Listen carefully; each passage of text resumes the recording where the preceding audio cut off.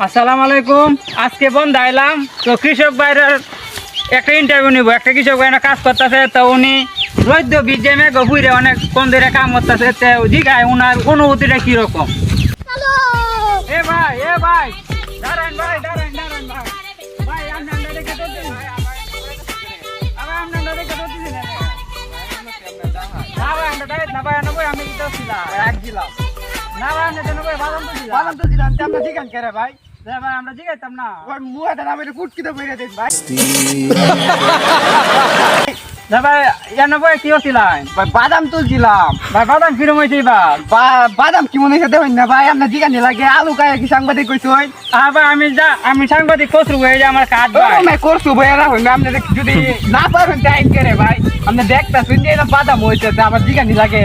আরে ভাই আপনি ব্যবহারটা তুমি বাড়া না রইতে পুরে কাম হচ্ছে আপনারা যদি কামটা শুরু করেন তাইলে কইব। আরে ভাই আমি সাংবাদিক কসরু বুয়া ভাই, সরকারি সাংবাদিক না ভাই, সাংবাদিকটা হোক গা ভাই।